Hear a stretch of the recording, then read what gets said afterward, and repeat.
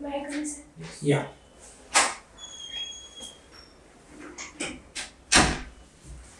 Good afternoon, sir. Good afternoon.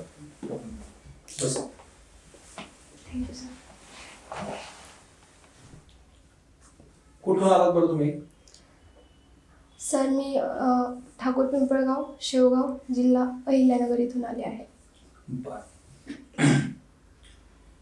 पुण्यश्लोक अहिल्यादेवी होळकर यांच्याबद्दल 5 वाक्यात माहिती सांगा बरं. पुण्यश्लोक अहिल्यादेवी होळकर यांनी पूर्ण भारतभर काम केले आहे. त्यांनी उत्तरेपासून ते दक्षिणेपर्यंतच्या मंदिरांना देणग्या दिल्या आहेत, तसेच जीर्णोद्धार केला आहे. आणि त्यांनी मंदिरांच्या रस्त्यावर पानपोया आणि धर्मशाळा यांचे बांधकाम केले आहे. त्या प्रशासनात असताना त्यांच्या राज्यावर आक्रमण झालेलं नाही, तर त्या उत्तम स्त्री प्रशासक होत्या.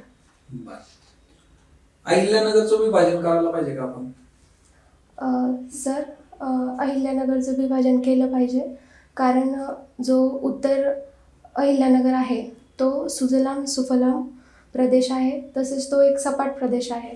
आणि दक्षिण नगर जो आहे तो अवर्षणग्रस्त भाग आणि डोंगराळ भाग आहे. त्यामुळे प्रशासकीयदृष्ट्या दोन्हींच्या गरजा वेगवेगळ्या आहेत. तर त्यामुळे अहिल्यानगर. दुसरा कुठला जिल्हा निर्माण करायचा?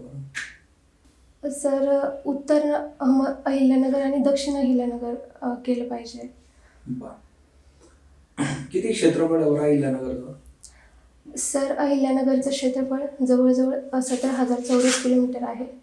तुम्ही ॲग्रिकल्चर इंजिनिअरिंग केलेलं आहे 2021 मध्ये, बरोबर? Yes sir. महात्मा फुले कृषी विद्यापीठाचे विद्यार्थी आहात. Yes sir. सध्या भिडेवाडा न्यूज मध्ये होता. भिडेवाड्याचं वैशिष्ट्य माहिती आहे तुम्हाला? Yes sir. भिडेवाडा येथे महात्मा ज्योतिराव फुले यांनी मुलींची पहिली शाळा सुरू केली होती. बरं, कधी सुरू केलेली होती बरं? मुलींची पहिली शाळा 1851 साली चालू केली होती. बरं, आता 31 डिसेंबर आहे, बरोबर? बरीचशी लोक जी आहेत ती रेस्टॉरंट मध्ये गर्दी करणार होता उद्या, बरोबर?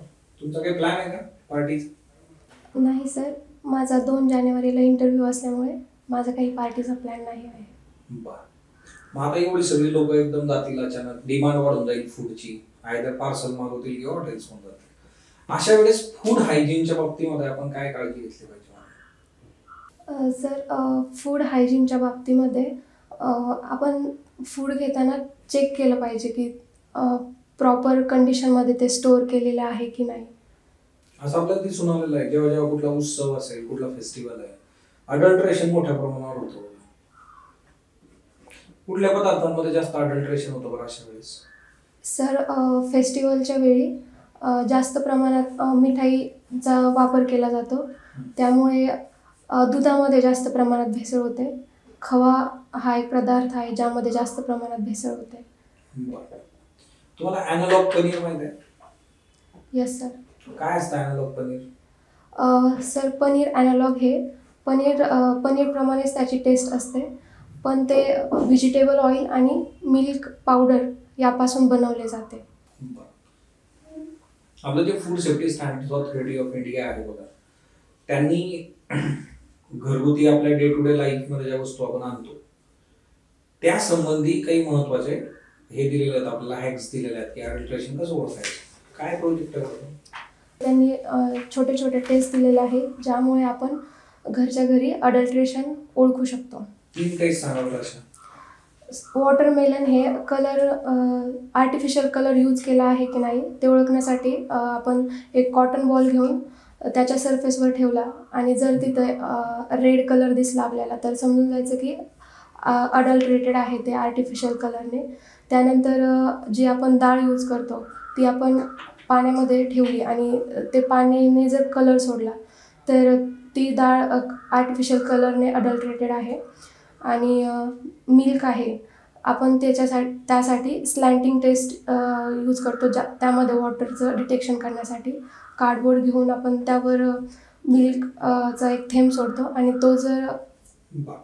ठीक. मला सांगा, एखाद्या फूडची जी एक्सपायरी असते ती कशावरून ठरत असते? त्याचं टेस्ट, कलर, अरोमा चेंज होते. मला सांगा, डीप फ्रीजिंग काय असते फूड्सच्या संदर्भात?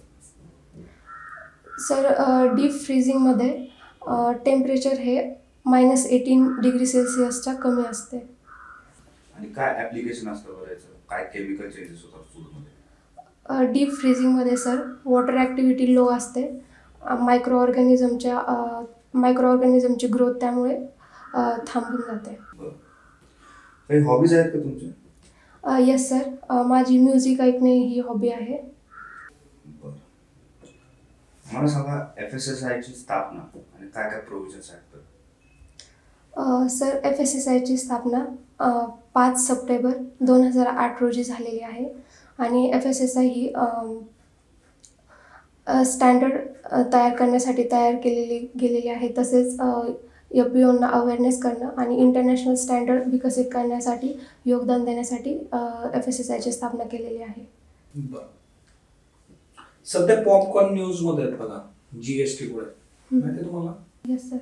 पॉपकॉर्न जे असतात बघा त्याच्यावर जे आहे GST लावलेलं आहे, वेगवेगळ्या पद्धतीच्या लेबल्स असणारे नसणारे, कॅरेमेल लावलेले जे आहेत बघा. कॅरेमेल काय असतं बरं? सर कॅरेमल शुगर जेव्हा आपण हाय टेम्परेचरला अराउंड 160 डिग्री सेल्सिअसला हीट करतो तेव्हा त्याची ब्राऊन कलर होतो आणि एक कॅरेमल स्मेल येतो, त्यालाच कॅरेमल बोलतात. कसं असतं बरं ते हेल्थसाठी चांगलं असतं का?